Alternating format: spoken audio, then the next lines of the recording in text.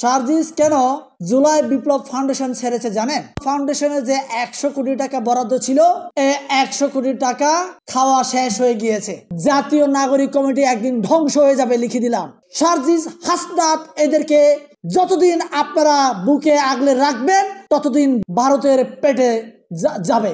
ভারতের পেট থেকে যদি আপনারা বেরিয়ে আসতে চান তাহলে অচিরেই কমিটি থেকে বহিষ্কার করে পদবঞ্চিত ওদেরকে রাষ্ট্রদ্রোহী হিসেবে ওদেরকে আখ্যায়িত করে জুলাই বিপ্লব ধারক ও বাহক না বলে ওদেরকে ডিক্লারেশন দিতে হবে। আমি যখন সার্জিসকে নিয়ে কথা বলছিলাম, আমার দেশের বিপ্লবী ভাইয়েরা আমাকে আঙ্গুল তুলিয়ে বলেছিলেন, তুমি ভাই শেখ হাসিনার দালাল হয়ে গিয়েছ, কিংবা ময়ূকের মতো তুমি চেটাং চেটাং করছো। আপনারা খুব সম্প্রতি সময়ে আপনারা দেখতে পাচ্ছেন সার্জিস কি করেছে।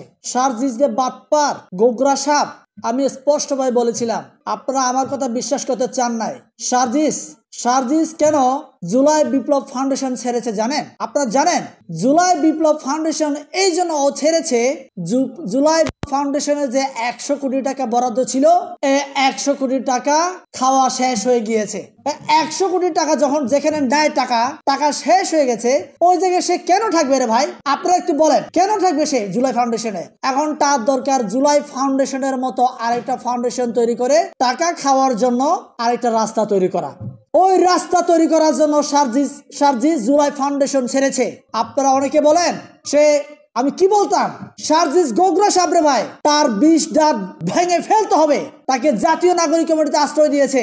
জাতীয় নাগরিক কমিটি একদিন ধ্বংস হয়ে যাবে, লিখে দিলাম। আমি বলে দিলাম, সার্জিস, হাসনাত কিংবা এরকম 5-8টা দালালদেরকে, শেখ হাসিনাকে আম্মা ডাকার লোকদেরকে যদি আপনারা জাতীয় নাগরিক কমিটি থেকে বহিষ্কার করতে না পারেন, আপনাদের ভবিষ্যৎ অন্ধকার। আরো বলছি, আপনার এই যে বাম ডাম, আমি কিছু লোকের কথা বলছি, নাসিরউদ্দিন পাটোয়ারির মতো লোকদেরকে, ওমামা ফাতেমার মতো লোকদেরকে যদি আপনারা জাতীয় নাগরিক কমিটিতে রাখেন, আপনাদের নাগরিক কমিটি থাকবে না।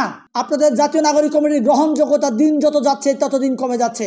আমার স্পষ্ট কথা, আপনাদের জাতীয় নাগরিক কমিটিতে কি এমন আছে, বৈষম্য বিরোধীতে এমন কি আছে, যারা কিনা ছাত্র দল থেকে, শিবির থেকে কিংবা অন্যান্য ছোট ছোট দল থেকে দল ছেড়ে দিয়ে বৈষম্য বিরোধীতে যাওয়ার জন্য উঠে পড়ে লেগেছে, মারামারি করছে? কি মধু আছে বলেন? এটা কি ইন্ডিয়া পাঠিয়েছে মধু, নাকি শেখ হাসিনা পাঠিয়েছে মধু?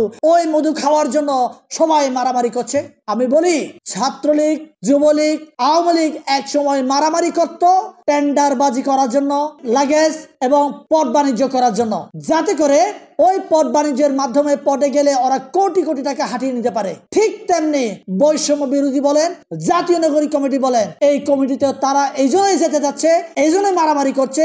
ওখানে গেলে ওরা প্রচুর পরিমাণে পট বাণিজ্য করা যাবে, ওরা লাগেজ বাণিজ্য করা যাবে। এই জন্য সার্জিস, হাসনাত এদেরকে যতদিন আপনারা বুকে আগলে রাখবেন ততদিন বাংলাদেশ জাতীয় নাগরিক কমিটি থেকে শুরু করে বৈষম্য বিরোধী আন্দোলন সব কটা ভারতের পেটে যাবে।